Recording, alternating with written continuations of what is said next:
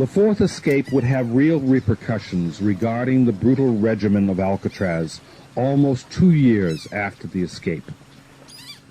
On January 13, 1939, 5 men who were being held in D Block, the disciplinary unit, were being held for participating in a work stoppage for better conditions.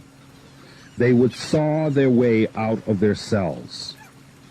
As I mentioned, B and C blocks had had the old, flat, soft bars replaced with tempered steel. The old bars still remained in D block. Visitors to Alcatraz can see the old-fashioned bars in A block only now, since they were never replaced. After this escape, the bars in D block were replaced. The men involved were Arthur Doc Barker, William Martin, Dale Stamphill, Rufus McCain, and Henri Young. They escaped out of D block.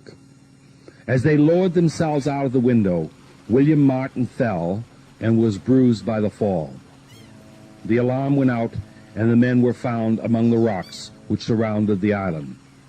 Each man was practically naked, since they were using their clothing to tie driftwood together in order to ensure their buoyancy in the water. Martin saw the guards approaching, yelled a warning to his companions, and dove for cover among the rocks. Barker and Stamphill ran into the water. The guards fired, hitting Stamphill in the legs and Barker in the head and legs. The men were taken back to D block, while Barker was taken on a stretcher to the prison hospital, where he died upon arrival from the head wound. The men spent 22 months in segregation. Upon their release to the main prison population, McCain and Young were assigned to the prison tailor shop. Henri Young killed Rufus McCain and was tried for murder. The death came from a long, ongoing battle they were having ever since they were locked up in segregation. The defense brought the eyes of the country to bear on Alcatraz. Young's attorneys claimed that because of the brutal treatment and overly rigid discipline, that Young had become temporarily insane. The trial became an indictment of Alcatraz and the brutal regimen.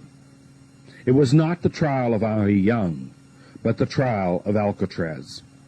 Warden James A. Johnston was subpoenaed to testify about the operation of the prison. A dour man who was accustomed to total obedience by the prisoners and the guards, he failed to make his case for his program. Jurors saw him as a tyrant who played with the lives of men who had no recourse against his harsh dictates. They did not find Henri Young guilty of first-degree murder, but of the much lesser charge of manslaughter.